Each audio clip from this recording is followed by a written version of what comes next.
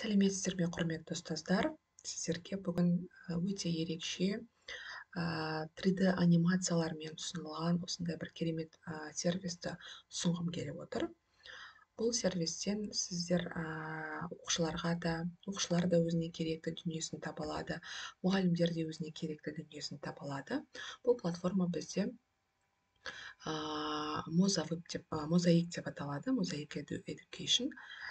Бұл платформаны әрине өздеріңіз Google іздеу жолағынан енгізіп тауып ала аласыздар.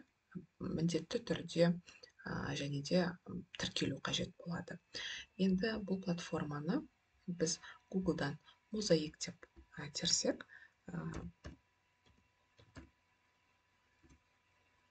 мінекей бізде осы запросымызға осындай бірнеше жауаптар шықты. Соның ішінен біз мінекей қайтадан келіп осы платформаға өттік. Енді бұл жерде бізде орыс тілінде тұр. Қазір мына жерде тілін аударып аламыз. Бізге қажетті өзіміздің тілімізді, мысалы бұл жерде өте бір жақсы дүние, яғни қазақша аударып, бірден қазақ тіліне аударып алсақ болады. Яғни барлық материалдар қазақ тілінде берілген. Өздеріңіз көріп тұрғандай, инновациялық білім беру шешімдері мұғалімдерге сыныпта қолдану үшін, оқушыларға үйде оқу үшін, мектептерге жалпы цифрлық білім беру үшін деп мына жерде айқын жазылып тұр. Білім берудегі 3D анимациялар. Енді біз ең алдымен бұл платформаны қолдану үшін не істейміз? Тіркелеміз.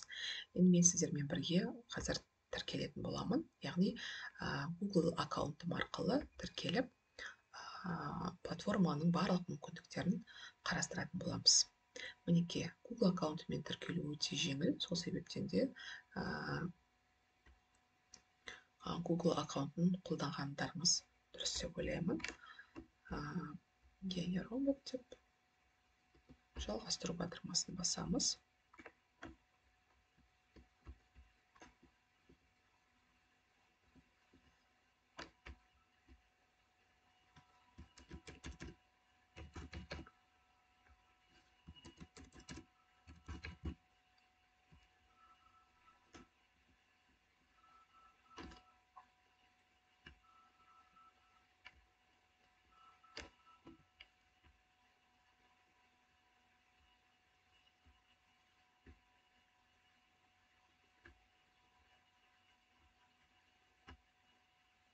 Мінекей осындай тіркеу жұмыстарын жасап алғаннан кейін бірден бізге осы платформаның мүмкіндіктерін көруге болады. Өздеріңіз қарап отырғандай, мысалы сөрем деген жерде, сөре деген былайша айтқанда полка. Бұл жерде түрлі бұл жерде кітаптар бар, сөре деген полкада дәптерлері бар, үй тапсырмасы, не керек осының барлығы сөре бөлімінен көрсеңіздер болады. 3D үлгілерді, құрал ойындар, викториналар, яғни бұлардың барлығын осы жерден таба аласыздар. Енді біз бүгін мынау 3D бөліміне баратын боламыз. Яғни бұл жерде біз әр пәнге байланысты өзімізге қажетті осындай 3D видеоларды сабақта да, жалпы ашық сабағымызда болсын, қолдана алады екенбіз. Мысалы, биологияға қатысты видеолар бар екен. Кез келген ашып көруге болады. Мысалы үшін қан айналым жүйесі дейді. 3D-ні ашу. Тек видеомыз қазір жүктеліп жатыр. Осылай ашып көре береміз. Яғни экранда кез келген жерден осы сайтқа өтіп, өзіңіздің тіркеліп алған. Так, мен сыртқы плеерді сұрап жатыр, қанекей. Мінекей осылай қосымша программаны сұрап жатыр видеоны ашу үшін. Оны жүктеп алып орнатамыз.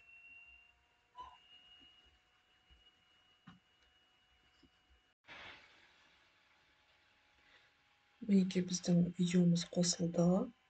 видео кішкене жүктелуге уақыт кетеді екен, өйткені бұл 3D көрініс болғандықтан қосымша өзінің программасы керек. Жаңағы сілтемеге басып қосымша программаны жүктеп аласыздар, одан кейін орнатып аласыздар да. Одан кейін видеоны таңдаған кезде осылай ашылатын болады. Енді бұл 3D болғандықтан ол орынды нәрсе. Осылай жаңағы модельді көрсеңіздер болады, жоғары жағынан, төмен жағынан деген сияқты. Бұл жүректің орналасуы, қан айналым жүйесі. Қазір бір жүректің орналасу бөліміндеміз. Мысалы, қан тамырлары деген бөлімді бассақ, мінекей үлкен қан айналым шеңбері деген сияқты. Мысалы, осындай қан айналымға қатысты осындай ақпараттар беріп тұр. Бас және мойын. Мінекей қай жер бізде бас, қай жер мойын көрсетіп жатыр. Көкірек қуысы, ол бізде қай жер. Қарын, қолдар, аяқтар, осының барлығын бізде осылай көрсетіп жатыр. Именно анимация дегенге бассаңыз, бұл жерде жаңағындай дыбыстық түсініктемесі бар.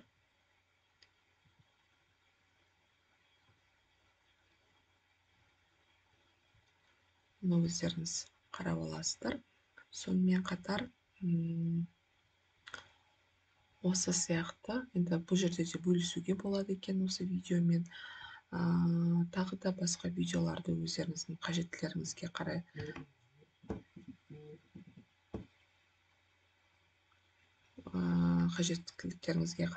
аласыздар. Енді биология, мысалы, физикаға қатысты бір видеоны ашып көрейік. Физиканың бір заңдылықтарына қатысты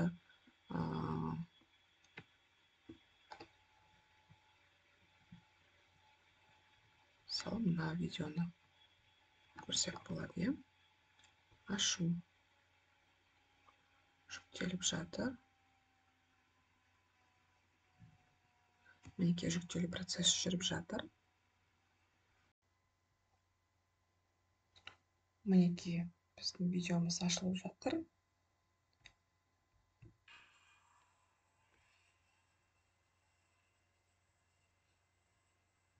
Динамо орта деңгей, динамо моделі, мінекей процесс қалай жүреді, әрқайсысына жеке сипаттама берілген. Бізде қарапайым лампочка жану үшін қандай процессор, физикалық процессор орындалады. Жиек дегеніміз өте керемет, мен ойымша. Арнайы осы жерде тапсырмалары да бар екен. Яғни тапсырма батырмасын басып, осы автор туралы сұрақ қойып жатыр.